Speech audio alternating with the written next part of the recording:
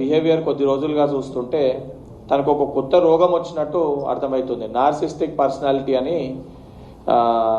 Doctor లాంగ్వేజ్లో అంటే మనుషుల్లో కనిపించని ఒక రుగ్మత అంటే తనని తాను గొప్పగా చెప్పుకోవడము, నేను చాలా గొప్ప పనులు చేసిన అని చెప్పుకునే వాళ్ళకి ఈ నార్సిస్టిక్ బిహేవియర్ అనేది ఉంటుంది.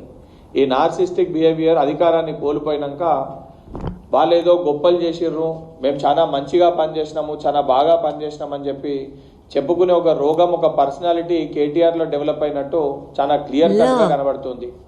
నిన్న కూడా ఏదో ఆయన ఉప ముఖ్యమంత్రి లేదా ఆయన మంత్రి అన్నట్టు హాస్పిటల్కి వెళ్ళి హాస్పిటల్ పర్యటించి మేము హాస్పిటల్ని చాలా అద్భుతంగా మేము పనులు పూర్తి చేసినాము, చాలా బాగా పనిచేసినాం అనే విధంగా ఏదైతే మాట్లాడుతూ ఆడ కనీసం సోయి లేకుండా ఒక హాస్పిటల్ పోతే వాస్తవానికి హాస్పిటల్ ప్రదేశానికి ఎక్కడన్నా పోయినప్పుడు చాలా సిస్టమేటిక్గా లిమిటెడ్ మెంబర్స్ తోటి హాస్పిటల్కి వెళ్ళే పరిస్థితి ఉంటుంది.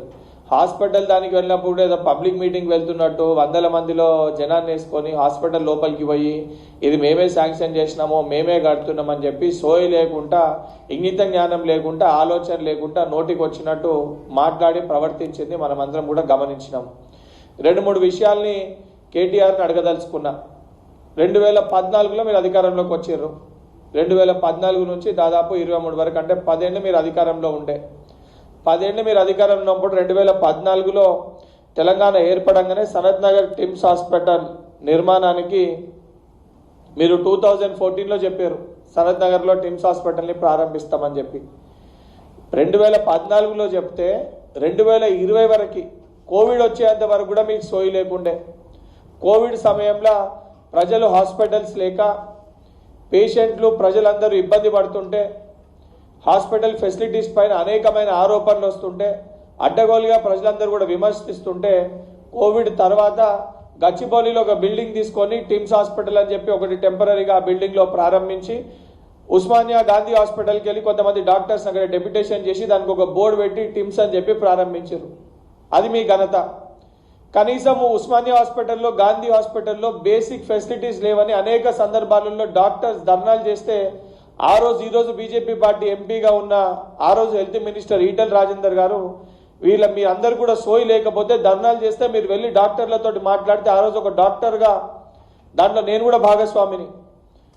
ఆ రోజు ధర్నాలు చేస్తే కనీసము మీరు వచ్చి మాట్లాడితే కూడా మేము ఒప్పుకోలే, మీరు సరైన ఫెసిలిటీస్ కల్పిస్తలేరు, ఇబ్బందులు ఉన్నాయి హాస్పిటల్స్లో అని చెప్పి. సిగ్గు లేకుండా అన్ని విమర్శలు ఎదురైతే 2022 GOS నెంబర్ 41 2014లో చెప్తే 2014కి వెళ్ళి 2021 వరకు సోయి లేకుండా మర్చిపోయి 2022లో GOMS నెంబర్ 41 అని చెప్పి 2022లో మీరు రిలీజ్ చేశారు. అంటే ప్రభుత్వ ఆసుపత్రుల పైన మీ చిత్తశుద్ధి ఏ రకంగా ఉండే చాలా స్పష్టంగా దీన్ని చూస్తే అర్థమవుతుంది.